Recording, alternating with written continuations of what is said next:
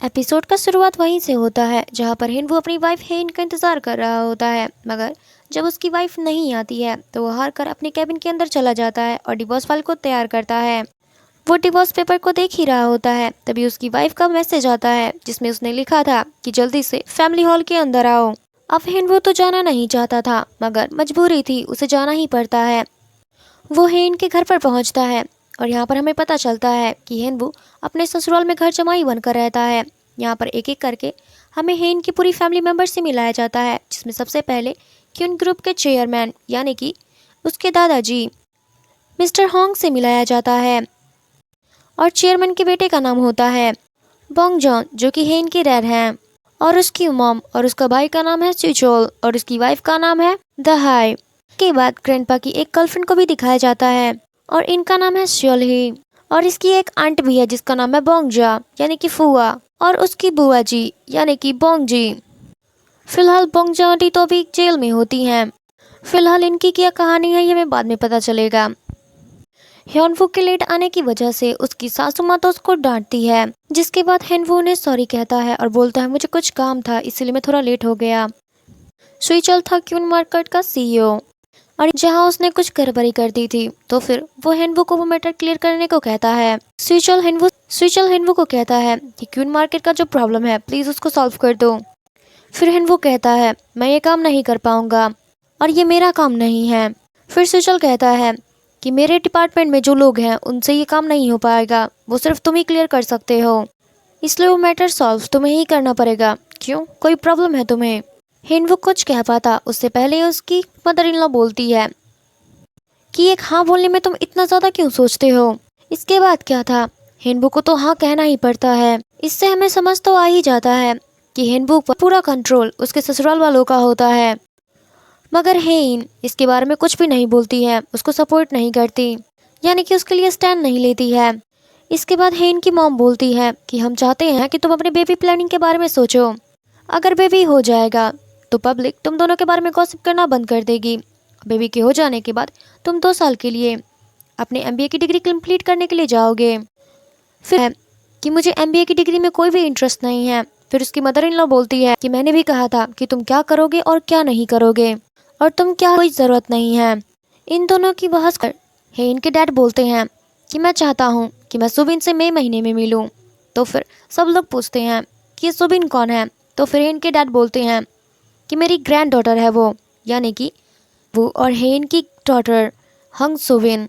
जिसको सुनने के बाद हिनवू बोलता है हंग सुबिन ही क्यों, बिग सुबिन क्यों नहीं। तो फिर उसको डैड बोलते हैं क्या, तो हेन के डैड बोलते हैं कि क्या तुम नहीं चाहते हो कि मेरी ग्रैंड डॉटर को उसकी मदर का सरनेम मिले। ये पुराने जमाने के नियमों को पालन करने का कोई ज़रूरत नहीं है, आज मॉडर्न युग है, मॉडर्न हो चुका है। पापा का सरनेम यूज़ करना काफ़ी ओल्ड फैशन लगता है, अभी का टाइम मम्मी के लिए है। हिन वो कर ही क्या पाता, वो चुपचाप अपना सर नीचे कर लेता है और जो बोल रहे थे वो चुपचाप सुन लेता है। फिर हिन वो हेन की तरफ देखता है, क्योंकि वो कुछ नहीं बोल रही थी, वो उसके लिए स्टैंड नहीं ले रही थी। जिसके बाद हिन वो तो काफ़ी ज़्यादा डिसअपॉइंट होता है और वो अपने रूम की तरफ जाने लगता है। वो जब अपने रूम में जा रहा होता है तो फिर हेन को बोलता है कि हमें थोड़ी देर बात करनी होगी। फिर हेन कहती है हाँ बोलो क्या बात है। हेन वो बोलता है क्या हमें बेबी प्लानिंग करना चाहिए, हमारे बीच जो भी चल रहा है उसके बावजूद भी, और मुझे अब्रॉड भी जाना पड़ेगा अपनी एमबीए की डिग्री के लिए। इसके बाद हेन कहती है हाँ तो इसमें क्या हुआ, ये तो बहुत अच्छी बात है। फिर हेन कहती है हमारे साथ अब्रॉड चलूँ। जिसके बाद हेन वो कहता मैं ऐसा नहीं चाहता हूँ। फिर हेन कहती है हाँ तो अपने हिस्से का काम करो और फिर अब्रॉड चले जाना, और बच्चे का ध्यान रखने के लिए हम किसी और को हायर कर लेंगे। एकदम सिंपल और अच्छा आइडिया तो है। जिसको सुनने के बाद हिनवू बोलता है क्या तुम थोड़ी सी भी सीरियस हो, क्या तुम वाकई में बच्चा चाहती हो। जिसके बाद हेन कहती है हाँ अगर ज़रूरत पड़ी तो। जिसको सुनने के बाद हिनवू को गुस्सा हो जाता है और वो उससे कुछ बोलने ही जा रहा होता है कि तभी हेन के मोबाइल पर एक कॉल आता है और हेन अपने और हिनवू के बारे में एक अच्छा सा आर्टिकल पब्लिश करने को सोशल मीडिया पर, स्पेशली हिनवू के बारे में अच्छा लिखने को कहती है कि वो सियोल यूनिवर्सिटी से एक ग्राम और उसने लॉ की पढ़ाई की है और वो एक बहुत ही बेस्ट लॉयर है। जिसको सुनने के बाद हिनवू को तो पसंद नहीं आता है उसकी बात, वो काफ़ी ज़्यादा गुस्सा हो रहा था। वो बोलता है प्लीज़ ये इंटरव्यूज़ करना बंद करो, मैं इन सारे फेक इंटरव्यू से थक चुका हूँ, अगर तुम्हें इतना ही इंटरव्यू करने का मन करता है तो प्लीज़ अकेले करो, मेरा पीछा छोड़ दो। फिर हेन कहती है, से की थी, हमने शादी साथ में किया था, तो फिर हमारा इंटरव्यू होगा ना। और ये किसी और चीज़ के बारे में नहीं है, हमारी मैरिज लाइफ के बारे में है, तो हम दोनों को साथ में ही रहना होगा। फिर हेन वो कहता है, तुम्हारे मन में जो आएगा वो तुम बता देना उनको, मुझे कोई फ़र्क नहीं पड़ता कि हम दोनों एक दूसरे से कितना प्यार करते हैं और ज़्यादा हैप्पीली हैं। वैसे भी ये कौन सी बातें सच हैं, और वैसे भी ये सारी बातें तो झूठ है, उससे कोई फ़र्क नहीं पड़ता कि तुम क्या बोलोगी, जाओ उन्हें जो भी चाहती हो बोल दो। जिसके बाद हेन वो तो गुस्सा होकर अपने रूम है, वो चला जाता है। तभी उसको एक कॉल आता है। हेन बता रही होती है कि कौन से फ़ोटो को हे, हेन बता रही थी, घर से बाहर निकल जाता है। इधर हेन का भाई स्विचल, वो गार्डन में घूम रहा था और किसी से बातें कर रहा था। तभी वहाँ पर हेन आती है और उसको खींच के एक तमाचा मारती है। स्विचल कहता है, तुम्हारी हिम्मत कैसे हुई मुझे मारने की। फिर उसके बाद हेन कहती है, तुम्हारी हिम्मत कैसे हुई मेरे हस्बैंड को ऑर्डर करने की। वो बहुत ज़्यादा गुस्से में होती है और वो उसकी तरफ आगे बढ़ती है, जिसको देखकर स्विचल तो काफ़ी ज़्यादा डर जाता है। हेन उसकी थोड़ी बहुत पिटाई कर देती है और कहती है, मेरे हस्बैंड से दूर रहो और उसको ऑर्डर कर, कभी भी मेरे हस्बैंड को ऑर्डर मत करना। और तुमने फिर से अगर उसको डिसरिस्पेक्ट किया तो फिर सोच लेना मैं तुम्हारा क्या हाल करूँगी। वो उसको फिर मारने के लिए जा रही होती है कि तभी स्विचल, अब मैं दोबारा ऐसा कुछ नहीं करूँगा। इसके बाद हेन जाने लगती है। तभी स्विचल पीछे से बोलता है, खुद तो अपने साथ। फिर स्विचल बोल, उसकी रिस्पेक्ट नहीं करती हो और सारा कुछ, तुम एक नंबर की साइकोपैथ हो। जिसको सुनने के बाद हेन तो रुक जाती है। वो पीछे मुड़ती इससे पहले ही स्विचल उसको सॉरी बोलता है और जल्दी से वहाँ से भाग जाता है। दूसरी तरफ हमें हेनवू को दिखाया जाता है, जो कि अपने फ्रेंड यांग के साथ ड्रिंक कर रहा होता है। यांग हेनवू को कहता है, यार तुम एक बार फिर से डिवोर्स के बारे में सोचो, हम नहीं चाहते हैं कि तुम अपनी वाइफ हेन को डिवोर्स दो। हेनवू तो अपना सर नीचे किया होता है और कहता है, क्या तुम रो रहे हो। तो फिर हेनवू अपना सर ऊपर करता है और एक प्यारा सा स्माइल दिखाता है। फिर वो कहता है, तुम्हें पता है जब मैं ड्रिंक करता हूँ तो मैं उससे बहुत ज़्यादा क्यूट लगता हूँ, और उसने कहा था मेरी क्यूटनेस मेरी सब। फिर यांग पूछता है कि किसने कहा था तुम्हें ऐसी बातें। फिर वो हेनवू का नाम लेता है, कहता है कि उसने पी जाता है। फिर वो उसकी शादी से 3 साल बाद, फिर वो अपनी शादी ने कहा था। जब वो हेन का नाम लेता है तो वो बहुत ही ज़्यादा सैड बातें बता रहा था और बताते बताते तो वो रो ही पड़ता है, बेचारा। फिर वो बोलता है कि मैं उसे बहुत ज़्यादा क्यूट लगता हूँ। फिर यांग कहता है, अब बस भी कर, बहुत ज़्यादा हो गया। फिर हेनवू तो रोते हुए बोलता है कि मैं इतना ज़्यादा क्यों, मैंने उसे क्यों इम्प्रेस किया, मेरी क्यूटनेस देख करके वो क्यों फिदा हो गई और मैंने क्यों उसका दिल धड़काया, और पता नहीं मुझे भी उससे प्यार क्यों हो गया, जिसकी वजह से मैंने अपनी पूरी लाइफ बर्बाद कर ली। अगर मैं क्यूट नहीं होता तो वो मुझसे शादी नहीं करती। पता नहीं गॉड ने मुझे इतना क्यूट क्यों बनाया। फिर यांग उठता है और कहता है, अब बस भी कर, बहुत ज़्यादा हो गया, चल घर चलते हैं, मेरी वाइफ भी मेरा घर पर वेट कर रही होगी। फिर एनवू तो बहुत तेज रोने लग जाता है और कहता है, मुझे घर नहीं जाना, तू अपने घर चला जा। फिर यांग कहता है, यार तूने बहुत पी रखा है, मैं तुझे अकेले छोड़कर। फिर यांग कहता है, तू सही सलामत चला जा, कोई घर पर सही सलामत छोड़ ही देगा। फिर यांग कहता है, लगता है तुझे कुछ ज़्यादा ही चढ़ गया है, इस समय तुझे कौन आएगा लेकर जाने के लिए। फिर हेनवू कहता है, वो लोग यहीं पे कहीं होंगे थोड़ी दूर पे। फिर उसकी नज़र थोड़ी दूर पर बैठे 2 लोगों पर पड़ता है और वो यांग को दिखाते हुए कहता है कि ये लोग मुझे घर पर छोड़ देंगे। जिसके बाद यांग कहता है, क्या तू पागल हो गया है, क्या है।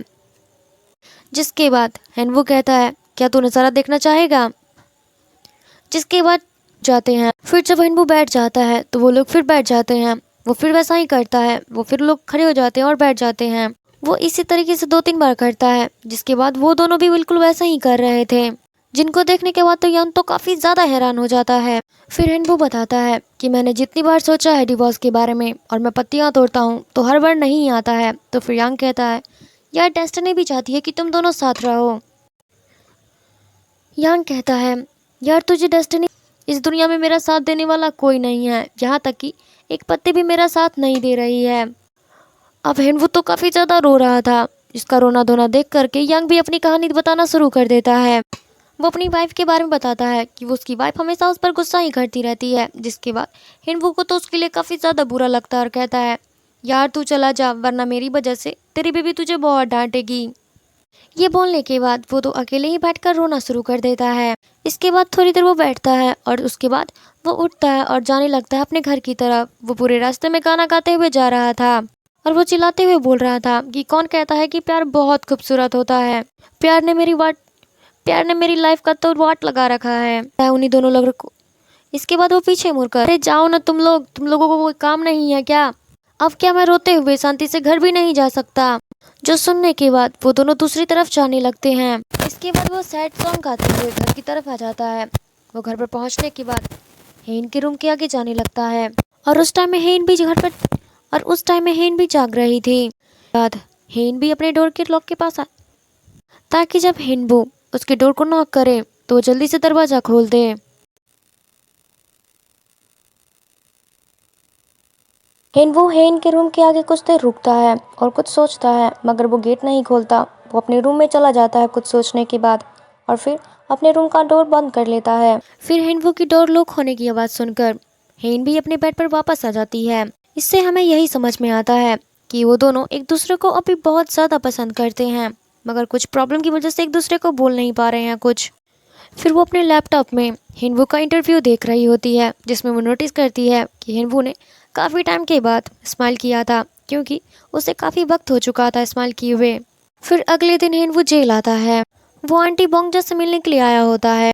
यहाँ पर हमें पता चलता है कि बोंगजा आंटी ने 3 शादियाँ कर रखी होती हैं और उसने सबको कुछ ही टाइम के बाद डिवोर्स दे दिया था।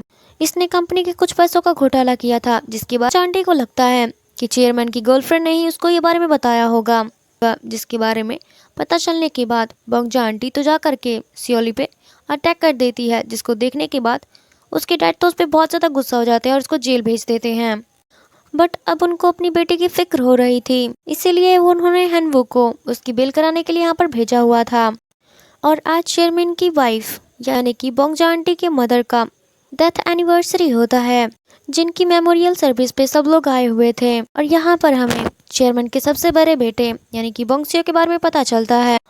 चेयरमैन के बड़े बेटे का उनसे झगड़ा होने की वजह से उनका बड़ा बेटा अब्रॉड चला गया था और आज वो भी मेमोरियल सर्विस में आने वाला था। इसी के साथ होंग फैमिली के सारे सन इन लॉ आए हुए होते हैं। होंग फैमिली के अंदर एक ट्रेडिशन था कि मेमोरियल सर्विस में वहाँ की सारी तैयारियां वहाँ के सन इन लॉ करते थे, स्पेशली खाना बनाने वाला। इसीलिए हेनवू अपनी वाइफ यानी कि हेन के जितने भी कजन्स थे उनके हस्बैंड को बुलाता है और खुद भी उन सबके साथ मिल करके सारी तैयारियां कर रहा होता है। इसको देखने के बाद हमें पता चलता है कि होंग फैमिली में जितने भी सन इन लॉ थे यानी कि जितने भी दामाद थे उन सब का हाल एक जैसा था। ये लोग होंग फैमिली से बहुत ही ज्यादा परेशान थे, पर उन सबको हेनवू के लिए बहुत ही ज्यादा बुरा लगता था, क्योंकि ये सभी हेन के दूर कजन के सिस्टर के हस्बैंड थे। मगर हेनवू तो इस पूरे क्यून ग्रुप के सीईओ का हस्बैंड था, वो भी इकलौता दामाद था। सब लोगों को उसके लिए बहुत ही ज़्यादा बुरा लग रहा था और वो उसके बारे में गॉसिप कर रहे होते हैं। तभी हेनवू कहता है, गॉसिप करना बंद करो और जल्दी से काम खत्म करो। इधर चेयरमैन की गर्लफ्रेंड सियोल भी पहुंच जाती है, मगर उसे खास कोई लोग पसंद नहीं करता है, मगर चेयरमैन की वजह से उसको कोई कुछ बोल भी नहीं पाता है। कुछ ही देर के बाद मेमोरियल सर्विस शुरू होती है। उसी टाइम बोंगजा आंटी आती हैं और वो आते ही देती हैं। बोंगजा आंटी को तो सबसे ज़्यादा प्रॉब्लम सीईओ की गर्लफ्रेंड से थी, क्योंकि उसे लगता था कि उसकी वजह से उसकी मॉम की डेथ हो गई। वो चिल्लाते हुए कहने लगती हैं कि मेरे मॉम की मरने की वजह ये सियोली है और तुम सब इसको कैसे मेरे मॉम के फ्यूनरल में लेके आ सकते हो। वो अपने भाई और अपने डैड को यही बातें कह रही थी। समझाते भी हैं यानी कि अपनी बहन को समझाते हैं कि देखो हमारे मॉम की मरने की वजह हार्ट अटैक का आना था, इसमें सियोली का कोई दोष नहीं है। पर बोंगजा आंटी तो मानने ही वाली ही नहीं होती है। वो तो अपने भाई पर ही चिल्लाना शुरू कर देती है और कहती है, तुम्हें पता है वो हार्ट अटैक किसकी वजह से आया था? इसी सियोली की वजह से आया था। बोंगजा अपने मॉम के भाई यानी कि अपने मामा से कहती है, आपको मेरी बातों पर बिलीव करना ही होगा कि आपकी लाडली बहन को इसी सियोली ने मारा था। उसके मामा भी यही बोलते हैं कि देखो बेटा ये गलत है, हमारी फैमिली में हार्ट की प्रॉब्लम सभी को है और एक हार्ट की वजह से ही तुम्हारी मॉम की डेथ हुई है। और हेन के डैड भी उसको शांत कराते हैं। इस मेमोरियल सर्विस की नींव रखते हैं। चेयरमैन का बड़ा बेटा गेट के बाहर ही था। इसका नाम बोंगसुक होता है और चेयरमैन कहते हैं ये बस यहाँ पर ड्रामा करने के लिए आया है, इसे बस यहाँ पर आकर के अपनी पिक्चर क्लिक करवानी थी। इसको देखने के बाद तो हम समझ ही सकते हैं कि इन बाप बेटों में तो कुछ ज़्यादा ही झगड़ा हो चुका है और आज ही उनके डैड का बर्थडे होता है। लेकिन इस मेमोरियल सर्विस की वजह से होंग फैमिली के किसी भी दामाद को घर से निकलना मना था, जिसकी वजह से हिनवू को भी यहीं पर रुकना पड़ता है। यहाँ पर डायरेक्ट चो नाम का आदमी आता है जो कि काफी टाइम पहले से यहाँ पे जॉब कर रहा था और इन्होंने अचानक से रिजाइन कर दिया था। हेन के डैड को तो काफी अजीब लग रहा था कि कोई एम्प्लॉय जो कि इतने टाइम से यहाँ पर जॉब कर रहा हो वो अचानक रिजाइन कैसे कर सकता है। इसीलिए हेन के डैड हिनवू को कहते हैं कि उनके बारे में तुम सारी चीज़ें पता करो। अगर वो हमारी फैमिली के साथ धोखाधड़ी कर रहे हैं तो फिर उनका हालत क्या होगा उसे तो पता भी नहीं है, क्योंकि मुझे जो धोखा दे सिर्फ पनिशमेंट नहीं देता हूँ बल्कि उसे बर्बाद कर देता हूँ। फिर हिनवू कहता है उन्होंने कंपनी के लिए बहुत ही ज़्यादा मेहनत की है और बहुत टाइम बिताया हमारी कंपनी में, इतनी छोटी सी चीज़ के लिए ना बुरा नहीं कर सकते। फिर हेन के डैड हिनवू ज़्यादा घूर कर देख रहे होते हैं तो फिर हिनवू तो काफ़ी ज़्यादा डर जाता है। उसके बाद हेन के डैड कहते हैं कि मैं तुम्हें एक एग्जाम्पल दे रहा था ताकि तुम्हें समझा सकूं कि अगर कोई मेरी फैमिली के साथ गलत करता है तो फिर उसका हल क्या होगा। मैं तुम्हें सिर्फ वही समझा रहा था। ये सुनने के बाद हिनवू की तो हालत ख़राब हो जाती है। वो तो सोच रहा था इतनी चीज़ के लिए उसको बर्बाद करना चाह रहे थे, यहाँ पर मैं तो इस देना चाह रहा हूँ, ये मेरी क्या हालत करेंगे।